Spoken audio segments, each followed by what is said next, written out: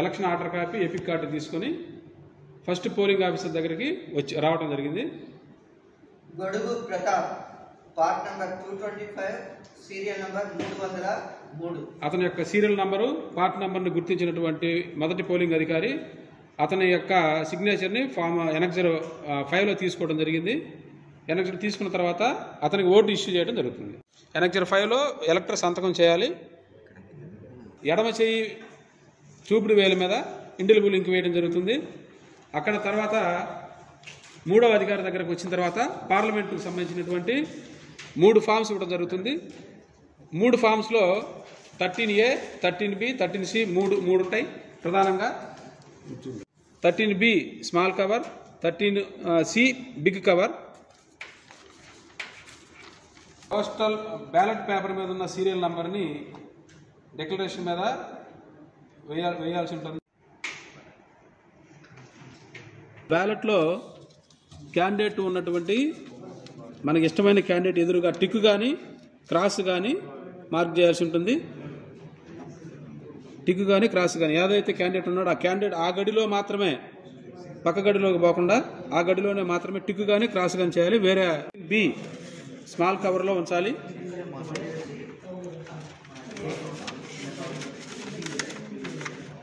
ఉంచి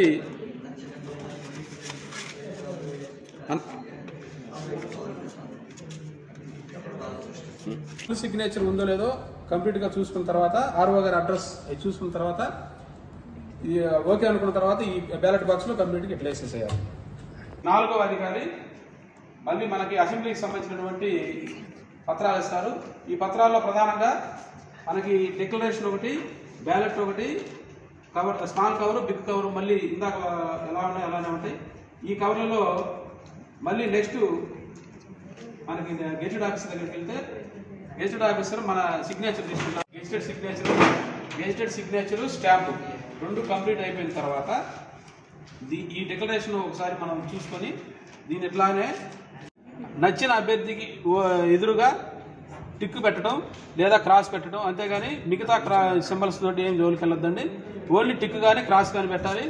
పెట్టిన తర్వాత ఈ బ్యాలెట్ని ఇదే విధంగా మళ్ళీ మడత పెట్టి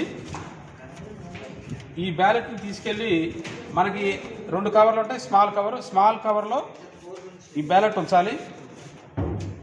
స్మాల్ కవర్లో బ్యాలెట్ ఉంచిన తర్వాత బ్యాలెట్ బాక్స్ సీల్ చేసిన తర్వాత ఈ డిక్లరేషన్ ఇందాక ఏదైతే మనం గెజిటెడ్ సంతకం తీసుకున్నామో ఈ డిక్లరేషను స్మాల్ కవర్ 2 విడివిడిగా ఈ 2 కలిపి బిగ్ కవర్లో ఉంచాలి.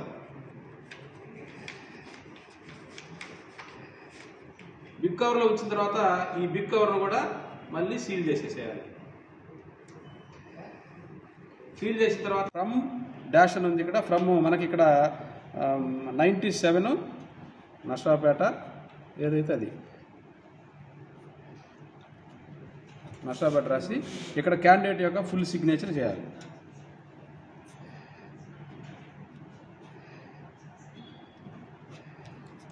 ఇక్కడ to the returning officer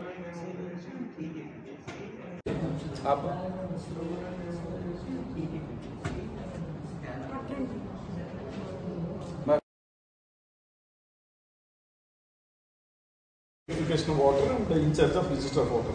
So annexure 4 ఎవరు మెయింటైన్ చేస్తారు? సో మీ దగ్గర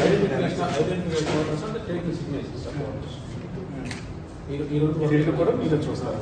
ఓకే, తర్వాత మీరేమో ఇండెలిబుల్ లింక్ వేస్తారు సెకండ్. ఓకే, మీరేమో incharge of ballot paper. So ballot paper serial number declaration. So ఇక్కడ డిక్లరేషన్ దగ్గర ఖచ్చితంగా ఈ సీరియల్ నెంబర్లు ఈ కాస్ట్ బ్యాలెట్ నెంబర్ మీరే వేయాలి. డేట్ ఎవరు వేస్తారు? మీరే డేట్ వేస్తారు. సిగ్నేచర్ ఆఫ్ ఎలక్టర్ ఇక్కడ ఎలక్టర్ ఎవరైతే వచ్చారో వాళ్ళు వేస్తారు. మీ సిగ్నేచర్ ఇక్కడ ఉండాలి. ఇక్కడ అటెస్టేషన్ ఎవరు? ఇక్కడ కాదు, ఇది ఇన్ఫార్మ్ వాటర్. ఇది ఎవరు మీకు వస్తుంది ఇక్కడ signature of the ఎలక్టర్, signature of the attesting officer. ఇక్కడ ఎవరైనా కంపెనీ అని వస్తే ఇక్కడ వేస్తారు. సో మీరు మీ స్టాంప్ ప్యాడ్ అన్నీ ఉన్నాయా? మీ సీల్ ఉందా? అన్నీ ఉన్నాయి. సో మీరు అటెస్టేషన్ ఇది తీసుకున్న తర్వాత కంపార్ట్మెంట్లోకి వెళ్తారు.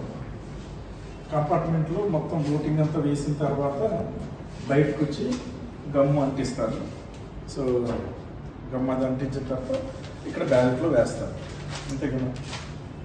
దెన్ సెకండ్ మీ సెకండ్ బ్యాలెట్ ఇస్తారు మీరు.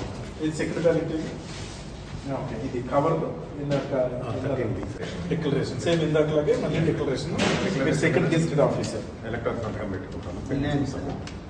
మీరు gazetted officer. So second gazetted officer మీరు సంతకం పెట్టి ఇక్కడ పోస్ట్ బ్యాలెట్ నెంబర్ అది ఇచ్చిన తర్వాత ఇక్కడ సెకండ్ ఓటింగ్ కంపార్ట్మెంట్లో ఓటు ఇక్కడ బ్యాలెట్ వేసిన తర్వాత సీక్రెట్గా అక్కడే ఇన్నర్ రన్లకు అంటిస్తారు. సో బయటకు వచ్చి అవుటర్ రన్లకు అంటించిన తర్వాత పోస్ట్ బ్యాలెట్లో వేస్తారు, ఇక్కడ బాక్స్లో వేస్తారు. సో ఇది అదర్ డిస్ట్రిక్ట్ మనకి 6th ఉంటుంది కాబట్టి 6th ఉండే వాటికి ఇక్కడ ఇలా అదర్ డిస్ట్రిక్ట్ పోస్ట్ బ్యాలెట్ ఒకటైనా పెట్టవచ్చు, అక్కడ ఉన్న కంఫర్ట్ బట్టి 2 పెట్టుకోవచ్చు. దాన్ని బట్టి వాళ్ళు ప్లాన్ చేసుకోవాలి. సో ఓవరాల్గా ఒక్కొక్క ఫెసిలిటేషన్కి ఒక ఏఆర్ఓ లెవెల్లో అక్కడ ఇన్ఛార్జ్ ఉంటారు, వాళ్ళు బూత్స్ బయట మొత్తం మానిటరింగ్ చేసుకోవాలి.